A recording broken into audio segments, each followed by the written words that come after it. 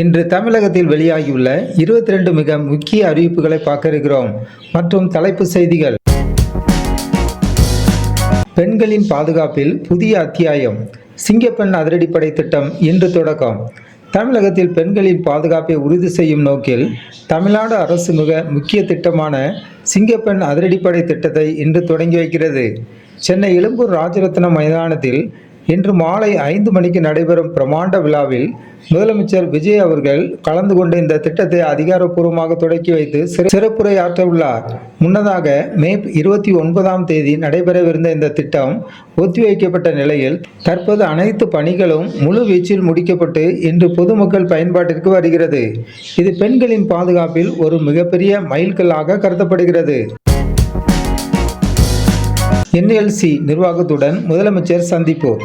Neyveli NLC நிறுவனத்தின் எதிர்கால திட்டங்கள் மற்றும் வளர்ச்சி குறித்து அதன் தலைவர் பிரசன்னகுமார் முட்டுப்பள்ளியுடன் முதலமைச்சர் ஜோசப் விஜய் அவர்கள் முக்கிய ஆலோசனை நடத்தினார். செஸ் வீரர் பிரக் ஞானந்தாவிற்கு 50 லட்சம் பரிசு. நார்வே செஸ் தொடரில் வரலாற்று சாதனை.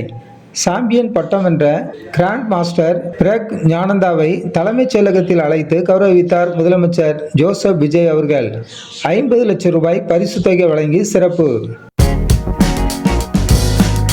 முதலமைச்சருக்கு பிறந்தநாள் வாழ்த்துக்கள். தமிழக முதலமைச்சர் திரு ஜோசப் விஜய் அவர்களுக்கு பிறந்தநாள் வாழ்த்துக்கள் குவிந்து வருகிறது. தலைமைச் செயலகத்தில் அமைச்சர் லோகேஷ் தமிழ்ச்செல்வன் மற்றும் முன்னாள் சபாநாயகர் பி. தனபால் ஆகியோர் நேரில் சந்தித்து வாழ்த்துக்களை பரிமாறிக்கொண்டனர். மின்வாரிய ஹார்டிக்ஸ் திருட்டு. தமிழ்நாட்டு மின்வாரிய தலைமையகத்தில் நடந்த ஹார்டிக்ஸ் திருட்டு தொடர்பான வழக்கு தற்போது CBCID விசாரணைக்கு மாற்றப்பட்டுள்ளது. வகுப்பு வாரிய சட்டம். புதிய வகுப்பு வாரிய சட்ட திருத்தம் தமிழகத்தில் அமல்படுத்தப்படாது என்று சிறுபான்மையினர் நலத்துறை அமைச்சர் திரு ஷாஜகான் திட்டவட்டமாக தெரிவித்துள்ளார். விவசாயிகள் போராட்டம்.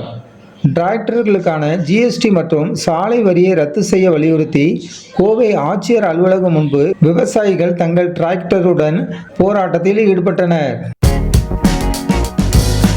பொறியியல் சேர்க்கை. இளநிலை பொறியியல் படிப்புகளுக்காக 3.2 லட்சம் மாணவர்கள் பதிவு செய்துள்ளனர். இதில் அரசு பள்ளி மாணவர்களுக்கான 7.5% இடஒதுக்கீட்டில் மட்டும் 50,373 மாணவர்கள் விண்ணப்பித்துள்ளனர். மகளிர் உரிமை தொகை. மகளிர் உரிமை தொகை திட்டத்தின் கீழ் மேல்முறையீடு செய்த பலருக்கு இந்த மாதம் 1000 ரூபாய் நிதி உதவி கிடைக்க உள்ளது.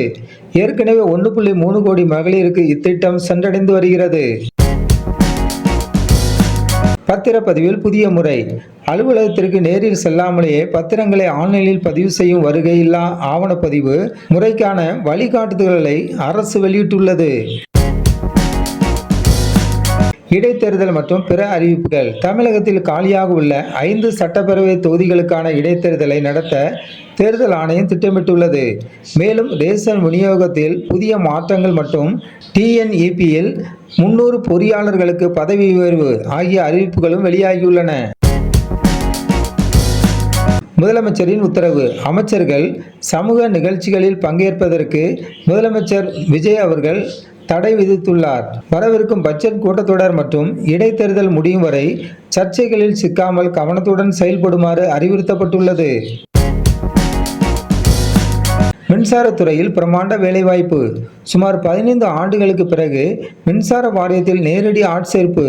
அதிரடியாக 15,000 பணியிடங்கள் நிரப்பப்பட உள்ளதாக அமைச்சர் CTR நிர்மல்குமார் அறிவிப்பு. வேலையில்லா இளைஞர்களுக்கு இது ஒரு பொன்னான வாய்ப்பு. கண்கலங்கிய பெண் அதிகாரி. நெகிழ்ச்சி சம்பவம். வரலாற்றில் முதல் முறை மின் வாரியத்தில் 300 பொறியாளர்களுக்கு ஒரே நேரத்தில் பதவி உயர்வு. நேற்று வரை AD-யாக இருந்தவர் இன்று EE-யாக உயர்ந்த நிகழ்ச்சியில் பெண் அதிகாரி உருக்கம். தமிழக அரசின் வெளிப்படையான செயல்பாட்டிற்கு குவியும் பாராட்டு. முதலமைச்சரின் அதிரடி ஆய்வுக் கூட்டம்.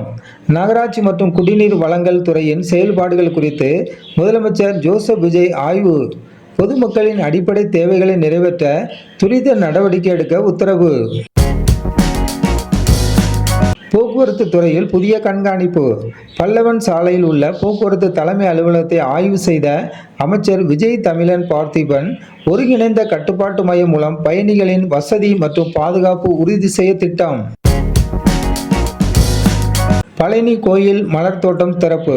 பழனி தாண்டாயுதபாணி சுவாமி கோவில் பூஜைகளுக்காக 10 கோடி ரூபாய் மதிப்பீட்டில் பிரமாண்ட மலர் தோட்டம் அமைச்சர் SC ரமேஷ் திறந்து வைத்தார். கோயில் வளாகமே இனி மலர்மயமாக மாறப்போகிறது. தாம்பரத்தில் புதிய பேருந்து நிழற்குடை. தாம்பரம் மாநகராட்சி வார்டு எண் 35-இல் 14.30 லட்சம் மதிப்பீட்டில் நவீன பேருந்து நிழற்குடை திறப்பு அமைச்சர் CV சரத்குமார் திறந்து வைத்து மக்கள் பயன்பாட்டிற்கு அர்ப்பணித்தார். புனித ஹஜ் யாத்திரிகளுக்கு சிறப்பான வரவேற்பு. ஹஜ் யாத்திரை முடிந்து சென்னை திரும்பிய 410 புனித பயணிகளை தமிழக அரசு சார்பில் அமைச்சர் AM ஷாஜகான் விமான நிலையத்தில் வரவேற்றார். பயணிகளின் நலனில் தமிழக அரசு காட்டும் அக்கறைக்கு பாராட்டு. விளையாட்டு வீரர்களுடன் அமைச்சர் ஆதவ் அர்ஜுனா சந்திப்பு. கள்ளக்குறிச்சியில் டெக்வாண்டோ விளையாட்டு வீரர்களை நேரில் சந்தித்து ஊக்கப்படுத்திய அமைச்சர் ஆதவ் அர்ஜுனா, சர்வதேச அளவில் சாதிக்க துடிக்கும் மாணவர்களுக்கு அரசு உறுதுணையாக இருக்கும் என உறுதி. அமைச்சரவை மாற்றம் குறித்த தகவல். முதலமைச்சர் தன்னிடம் உள்ள உள்துறையை வேறொரு அமைச்சருக்கு மாற்றுவது குறித்து ஆலோசித்து வருவதாக செய்திகள் வெளியாகியுள்ளன. கல்வராயன் மலை பாதுகாப்பு. கள்ளச்சாராய சம்பவங்களை தொடர்ந்து கல்வராயன் மலை பகுதியில் கூடுதல் கவனம் செலுத்துமாறு முதலமைச்சர் உத்தரவிட்டுள்ளதாக அமைச்சர் திரு ஆதவ் அர்ஜுனா தெரிவித்துள்ளார். இந்த செய்தி உங்களுக்கு பயனுள்ளதாக இருந்தால் மரியானோவா நியூஸ் சேனலை சப்ஸ்கிரைப் பண்ணுங்க. மீண்டும் நாளை அடுத்த செய்தியில் சந்திப்போம்.